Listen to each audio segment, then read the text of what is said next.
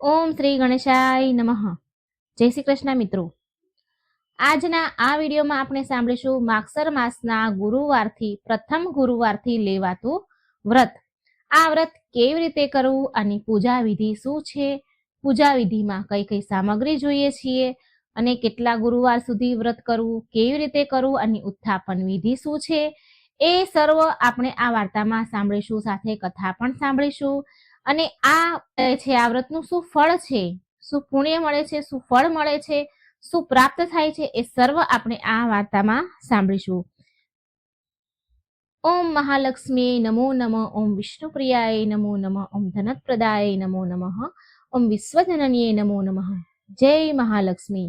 જે કોઈ આ કથા સાંભળે, વાંચે, સંભળાવે, હોંકારો ભરે, એની સર્વ મનોકામના પૂરી કરજો, દુઃખ દૂર કરજો અને સદાય એ ભક્તોના ઘરમાં તમે નિવાસ કરજો, સ્થિર નિવાસ કરજો, એવી પ્રાર્થના સાથે હે મહાલક્ષ્મી, હું આ વ્રત કથા અને આની પૂજા વિધિ કહેવા જઈ રહી છું.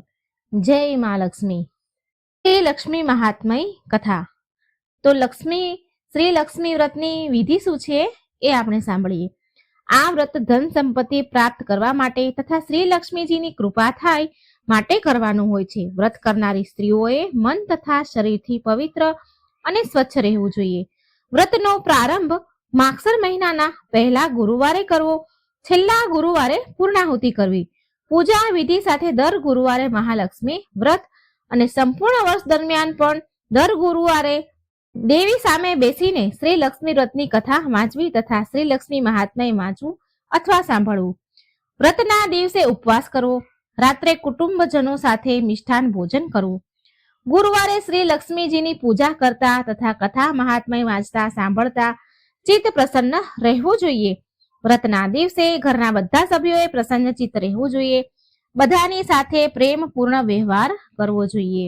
સંજોગવશ કોઈ કારણસર તમે આ વ્રતના દિવસે પૂજા ન કરી શકો તો બીજા પાસે કરાવી લેવી. ઉપવાસ માત્ર પોતાની જાતે કરવો.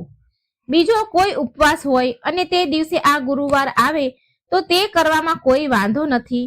એવું લાગે તો રાતના જમવું નહીં. પૂજા કરવામાં બાધા નથી. આ પુસ્તકનું વાંચન શ્રવણનો લાભ આડોશી પાડોશીને પણ પ્રાપ્ત કરાવો. સર્વને લેવા દેવો જોઈએ. પુસ્તકના વાંચન તથા શ્રવણથી વ્રતનું પુણ્ય પ્રાપ્ત થાય છે તે ધ્યાનમાં રાખવું જોઈએ. માગસર મહિનાના છેલ્લા ગુરુવારે એટલે કે વ્રતની પૂર્ણાહુતિના દિવસે 7 સૌભાગ્યવતી અથવા 7 કુમારિકાઓને આમંત્રણ આપી ઘરે બોલાવવા તથા પૂજા આરતી વગેરે પૂર્ણ થાય બાદ પ્રસાદ તરીકે ફળ આપી આ વ્રતના પુસ્તકની એક બુક્સ દરેક જણને આપી પ્રણામ કરવા. એ જ આ વ્રતની પૂર્ણાહુતિ છે.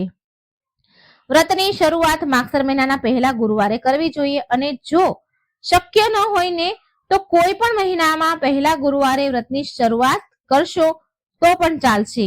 લક્ષ્મી પ્રાપ્ત કરવા માટે પુરુષોએ પણ આ પુસ્તકમાં લખેલું છે એ શ્રી લક્ષ્મી મહાત્મ્ય કથા અવશ્ય વાંચવી જોઈએ. શ્રી લક્ષ્મી પૂજાની પદ્ધતિ, સ્થાપના તથા વિસર્જન પદ્ધતિ આપણે સાંભળીએ. હવે ઘરમાં સ્વચ્છ જગ્યા પર છાણથી થોડી જગ્યા લીપવી જોઈએ. જો ટાઇલ્સ છે, લાદી છે તો ભીના કટકાથી લૂછી લેવું જોઈએ. એ જગ્યા પર બાજોટ અથવા પાટલાનું સ્થાપન કરવું. પાટલાની આજુબાજુ રંગોળી પૂરવી જોઈએ. પાટલાની વચ્ચોવચ્ચ થોડા ચોખા અથવા ઘઉં વર્તુળાકાર એટલે કે ગોળાકારમાં ફેલાવીને મૂકવા. એક તાંબાનો કળશ સ્વચ્છ ઘસીને એમાં પાણી ભરવું. કળશની અંદર દુર્વા, સિક્કો તેમજ એક અખંડ સોપારી પધરાવી. કળશના મુખ પર 5 પ્રકારના પાન અથવા એક જ આંબાનું પાન ગોઠવીને રાખવા. તેના પર નાળિયેર મૂકવું. કળશની ચારે બાજુ કંકુના ચાંદલા કરવા. આ પ્રમાણે વ્યવસ્થિત શણગારેલો કળશ પાટલા ઉપર ફેલાયેલા ચોખા અથવા ઘઉંના ગોળ આકાર ઉપર પધરાવવો. આ પુસ્તકમાં શ્રી લક્ષ્મીજીનું જુદું ચિત્ર આપવામાં આવ્યું છે. તે હલકા હાથે લેવું. તે પૂંઠા ઉપર ચોંટાડી અથવા ફ્રેમ કરાવીને લેવું. છબી કળશને અડીને સામે રાખવી. આમની સામે ₹1 રાખવો. દર ગુરુવારે પૂજા સમયે આ જ ₹1ની પૂજા કરવી. વિસર્જન પછી આ ₹1 તિજોરીમાં સલામત રીતે મૂકી દેવું, જેથી ઘરમાં હંમેશા સમૃદ્ધિ રહે. પછી પોતે આચમન કરી પંચોપચાર પદ્ધતિથી પૂજા કરવી. પંચોપચાર પદ્ધતિ એટલે મૂર્તિ હોય તો એને સ્નાન કરાવવું લક્ષ્મીજીની, અને મૂર્તિ ન હોય તો ફોટાને પાણીથી છંટકાવ નાખવો. પંચોપચાર પદ્ધતિમાં સ્નાન, કંકુ ચોખા અર્પણ કરવા, ફૂલ અર્પણ કરવા, અગરબત્તી ધૂપબત્તી બતાવવા અને પ્રસાદ અર્પણ કરી પ્રાર્થના કરવી. આ પંચોપચાર પૂજા છે. શ્રી લક્ષ્મીને સ્નાન કરાવતા છબી ખરાબ થાય નહીં એ રીતે દુર્વા તથા તુલસી પત્રથી છબી ઉપર તેમજ કળશ ઉપર થોડું પાણી છાંટવું. પ્રસાદ માટે કેળા અથવા બીજા ફળો મૂકવા. એક વાટકીમાં દૂધ અવશ્ય મૂકવું. સામે પાટલા પર બેસીને શ્રી લક્ષ્મીની વ્રત કથા સાંભળવી, વાંચવી અને વાંચી લીધા પછી શ્રી લક્ષ્મી નમોનાષ્ટક વાંચવું અથવા બીજાને વાંચવા આપી સંભળાવવું. પ્રસાદ ધરી લક્ષ્મી સામે હાથ જોડીને બેસવું અને આ પુસ્તકમાં આપેલી શ્રી લક્ષ્મી નમાષ્ટક નામનું સ્ત્રોત બોલવું અને પછી આપણા મનની ઈચ્છા મનમાં દેવીને કહી સંભળાવી. પછી આરતી કરી સાષ્ટાંગ પ્રણામ કરવા. વિસર્જન પછી પૂજાની સામગ્રી, ફૂલહાર વગેરે દર ગુરુવારની જે પૂજા સામગ્રી હોય એ વહેતા પાણીમાં પધરાવી દેવી. રાત્રે ફરી લક્ષ્મીજીની પૂજા કરી મીઠાઈનો પ્રસાદ, મહાપ્રસાદ ધરાવો. ગાય માટે એક જુદા પાનમાં મૂકીને ગાયને આપવું અને બધા કુટુંબીજનો સાથે ભોજન કરવું. બીજા દિવસે સવારે સ્નાન પૂજા કરી કળશમાં મૂકેલા 5 પાન જુદા જુદા ઠેકાણે ઘરમાં રાખવા. કળશનું પાણી સમુદ્રમાં, નદીમાં, સરોવરમાં, તળાવમાં અથવા તુલસીના ક્યારામાં રેડવું. જે જગ્યામાં પૂજન કર્યું હોય ત્યાં અબીલ, ગુલાલ, કંકુ ચોખા ચોંટાડી લક્ષ્મીજીનું સ્મરણ કરી પ્રણામ કરવા. દરેક વર્ષે દરેક ગુરુવારે આ પ્રમાણે વ્રતની પૂજા કરવી. લક્ષ્મીજીની વ્રત કથા. ગુરુવારની વાર્તા. શ્રદ્ધાળુ ભક્તજનો સાંભળો શ્રી લક્ષ્મી વ્રતની ગુરુવારની કથા. આ કથા સાંભળીને શું થાય છે? દુઃખ દરિદ્ર દૂર થાય છે, શ્રી લક્ષ્મીજીની કૃપા થાય છે, ધન દોલત પ્રાપ્ત થાય છે, લાંબા આયુષ્યવાળા સંતાન પ્રાપ્ત થાય છે, મનોકામના પૂરી થાય છે. શ્રી લક્ષ્મીના અનેક નામ રૂપ છે. શ્રી લક્ષ્મીજીના નામ અને રૂપ અનેક છે. કૈલાસમાં પાર્વતી, ક્ષીરસાગરમાં સિંધુ કન્યા, સ્વર્ગમાં શ્રી મહાલક્ષ્મી, ભૂલોકમાં લક્ષ્મી, બ્રહ્મલોકમાં સાવિત્રી, ગૌલોકમાં રાધિકા, વૃંદાવનમાં રાસેશ્વરી, ચંદનવનમાં ચંદ્રા, ચંપકવનમાં વિરજા, પદ્મવનમાં પદ્મા, માલતી વનમાં માલતી, કુંદનવનમાં કુંદનવતી, કેતકી વનમાં સુશીલા, કંદમવનમાં કંદમમાલા, રાજગૃહમાં રાજલક્ષ્મી અને ઘરમાં ગૃહલક્ષ્મી. આમ વિવિધ રૂપ અને નામથી લક્ષ્મી દેવી પ્રસિદ્ધ છે. તો આ પ્રમાણે દ્વાપર યુગની સૌરાષ્ટ્ર દેશની આ વાત છે. ત્યાં ભદ્રશ્રવા નામનો એક રાજા રાજ્ય કરતો હતો. તે પરાક્રમી હતો. 4 વેદ, 6 શાસ્ત્ર, 18 પુરાણનો તે જ્ઞાતા હતો. તેની રાણીનું નામ સુરતચંદ્રિકા હતું. તે સુંદર, સુશીલ અને પતિવ્રતા સ્ત્રી હતી. તે રાણીને 8 પુત્રો અને 1 પુત્રી હતા. તેનું નામ હતું શામબાલા. એક વખત શ્રી લક્ષ્મી દેવીના મનમાં થયું કે આ રાજાના રાજ્યમાં રહું. હું રહીશ એટલે રાજા પ્રજાને વધારે સુખ આપશે. ગરીબ પાસે રહીશ તો તે જ બધી સંપત્તિ ખાઈ જશે. માટે તેણે વૃદ્ધ બ્રાહ્મણીનું રૂપ ધારણ કર્યું. હાથમાં લાકડી લીધી. ધીમે ધીમે તે સુરતચંદ્રિકા રાણીના મહેલ પાસે આવીને ઊભી રહી. તેને જોઈને એક દાસી તેની પાસે આવીને પૂછવા લાગી. તેનું નામ, તેના પતિનું નામ, રહેવાનું ઠેકાણું વગેરે વગેરે પૂછ્યું. વૃદ્ધ સ્ત્રીના રૂપમાં આવેલા લક્ષ્મીજી બોલ્યા, મારું નામ કમલા છે. મારા પતિનું નામ ભુવનેશ છે. અમે દ્વારકામાં રહીએ છીએ. તમારી રાણી પૂર્વજન્મમાં એક વાણિયાની પત્ની હતી. તે વાણિયો બહુ ગરીબ હતો. રોજ ઝઘડા થતા. ધણી તેને મારતો. તે ત્રાસથી કંટાળીને ઘર છોડી નીકળી પડી. વનવાગડામાં ભૂખી ભટકવા લાગી. તેની દશા જોઈ મને દયા આવી. ધન સંપત્તિ આપવા વાળા લક્ષ્મી વ્રતની માહિતી તેને આપી. મારા કહેવા પ્રમાણે તેણે લક્ષ્મી વ્રત કર્યું. શ્રી લક્ષ્મી દેવી પ્રસન્ન થયા. તેથી તેની ગરીબી ટળી દૂર થઈ ગઈ. સંતતિ સંપત્તિથી ઘર ભરપૂર થયું. ચારેય કોર આનંદ છવાઈ ગયો. પછી તે બંને મૃત્યુ પામ્યા. લક્ષ્મી વ્રત કરવાથી તે બંને લક્ષ્મી લોકમાં સુખ સાહેબીમાં રહ્યા. જેટલા વર્ષ તેને લક્ષ્મી વ્રત કર્યું તેટલા 1000 વર્ષ તેને સુખ સાહેબી મળી.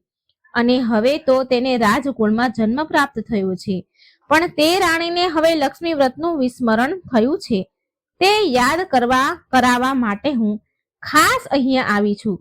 આ બધું સાંભળી તે દાસીએ તેને લક્ષ્મી વ્રતની માહિતી પૂછી, પૂજા કરવાની પદ્ધતિ પૂછી.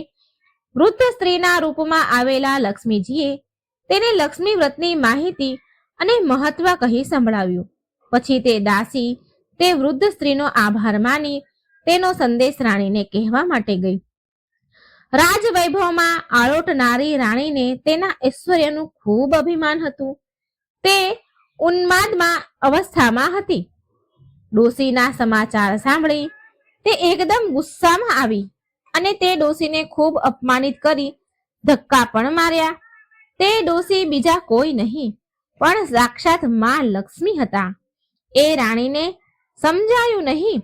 રાણીની ઉદ્ધતતાઈ જોઈ લક્ષ્મી ત્યાં વાસ ન કરતા પોતાના ઘરે જ જવાનું ઠેરાવ્યું અને તે ચાલી નીકળ્યા. થોડે દૂર જતા તેને શ્યામબાલા મળી. તેને બધી વાતની ખબર પડી. તેને વૃદ્ધ સ્ત્રીની માફી માંગી.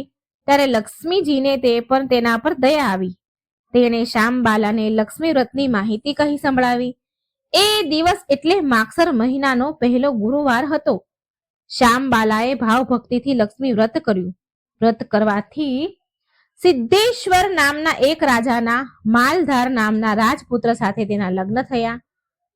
પોતાના પતિ સાથે રાજવૈભવમાં સુખે રહેવા લાગી. અહીંયા લક્ષ્મીજીનો કોપ ઉતરવાથી રાજા ભદ્રશ્રવા અને રાણી સુરતચંદ્રિકાનું રાજપાટ ગયું. વૈભવ ઐશ્વર્ય જવાથી એમને પેટ ભરવા માટે અન્ન પણ મહા મુસીબતે મળતું. એક દિવસ સુરતચંદ્રિકા પોતાના પતિને કહેવા લાગી, આપણા જમાઈ રાજા છે, ખૂબ ધનવાન છે. તમે તેની પાસે જાઓ અને આપણી દુર્દશા કહો. તેમને દયા આવશે એટલે આપણને થોડી સંપત્તિ આપશે. રાણીના કહેવાથી ભદ્રશ્રવા જમાઈના રાજ્યમાં ગયો. એક તળાવના કાંઠે આરામ લેવા માટે બેઠા. એટલામાં શ્યામબાલાની દાસી પાણી લેવા માટે ત્યાં આવી. તેને ભદ્રશ્રવાને જોયો. દાસીએ નામ ઠામ પૂછ્યું. તેને બધું જણાવ્યું. તે શ્યામબાલાનો પિતા છે એમ જણાવ્યા પછી દાસી દોડતી દોડતી શ્યામબાલા પાસે ગઈ. તેને બધી વાત કહી. શ્યામબાલાએ પોતાના પિતાને ઠાઠમાઠથી પોતાના રાજમહેલમાં લઈ આવી. આદર સત્કાર કર્યો. અનેક પ્રકારથી મહેમાનગીરી કરી.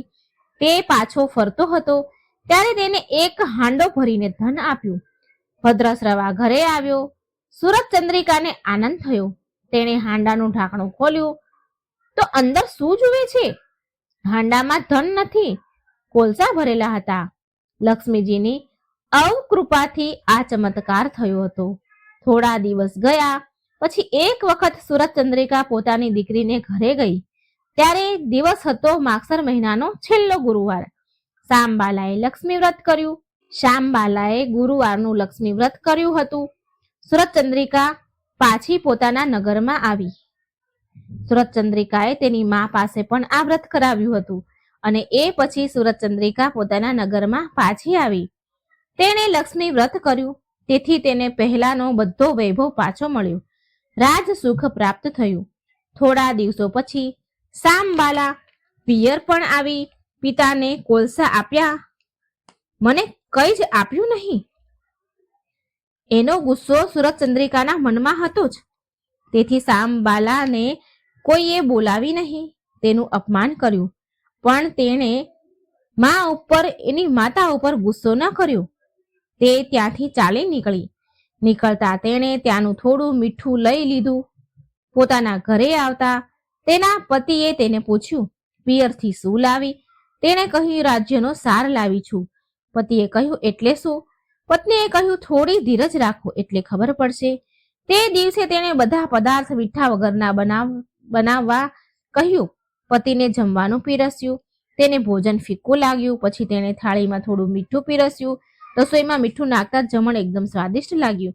આ એ જ રાજ્યનો સાર સાંબાલાના પતિને આ વાત સમજાઈ. પછી તે બંને જણાએ આનંદ વિનોદ કરતા ભોજન પણ કર્યું. સારાંશ એ છે કે જે કોઈ આ રીતે લક્ષ્મી વ્રત શ્રદ્ધાથી કરશે તેના પર લક્ષ્મીજીની કૃપા થશે, સુખ શાંતિનો લાભ થશે, સર્વ મનોરથ પૂર્ણ થશે. માત્ર એટલું જ ધ્યાન રાખવું જોઈએ કે અમીરી આવે એટલે છકી ન જોવું જોઈએ, લક્ષ્મી વ્રત કરવાનું ભૂલવું ન જોઈએ. આ પ્રમાણે આ કથા અહીં પૂર્ણ થાય છે. બોલો મહાલક્ષ્મીની જય. હવે મિત્રો આપણે સાંભળીશું મહાલક્ષ્મીની આરતી. જય મહાલક્ષ્મી. જય લક્ષ્મી માતા, माँ जय लक्ष्मी माता, तुमको निश दिन सेवक, तुमको निश दिन सेवक, हर विष्णु दाता। माँ जय लक्ष्मी माता, ब्राह्मणी रुद्राणी कमला तू, हे जग माता, सूर्य चंद्र ध्यावत, सूर्य चंद्र साध्यावत, अष्ट सिद्धिदाता। जय लक्ष्मी माता, तू है पाताल बसती, तू ही है शुभदाता, कर्म प्रभाव प्रकाशे, कर्म प्रभाव प्रकाशे, जगनी है दाता। जय लक्ष्मी माता, जिस घर थोरी बासे, जाही से गुण आता, कर न सके सो कर ले, कर न सके सो कर ले, मन नहीं धड़काता। जय लक्ष्मी माता, तुम बिन जरी न होवे, वस्त्र न होए राता, खान पान को वैभव, खान पान ओ वैभव, तुम बिन कुण दाता। जय लक्ष्मी माता, शुभ गुण सुंदर सुखता, क्षीर निधे जाता, रत्न चतुर्दश तो कुर, रत्न चतुर्दश तो कुर, कोई भी नहीं पाता। जय लक्ष्मी माता, आरती लक्ष्मी जी की, जो कोई नर गाता, उर आनंद उमंगे, उर आनंद उमंगे, पार उतर जाता। जय लक्ष्मी माता, भीतर चर जगत बचावे, कर्म प्राण दाता, राम प्रताप माया की, राम प्रताप माया की, शुभ दृष्टि चाहता। जय लक्ष्मी माता, जय लक्ष्मी माता, जय लक्ष्मी माता, तुमको निश दिन सेवत, तुमको निश दिन सेवत, हर विष्णु विधाता। जय लक्ष्मी माता, जय महालक्ष्मी, जय श्री हरि भगवान विष्णुनी जय। મિત્રો આ હતી ગુરુવારની વ્રત કથા, પૂજા વિધિ અને આરતી. જો તમને વિડીયો પસંદ આવે તો લાઈક કરજો, શેર કરજો અને આ ચેનલને સબસ્ક્રાઈબ પણ જરૂર કરજો. કોમેન્ટ બોક્સમાં મા લક્ષ્મીનું નામ પણ જરૂર લખજો. જય શ્રી કૃષ્ણ. રાધે રાધે. Thank you.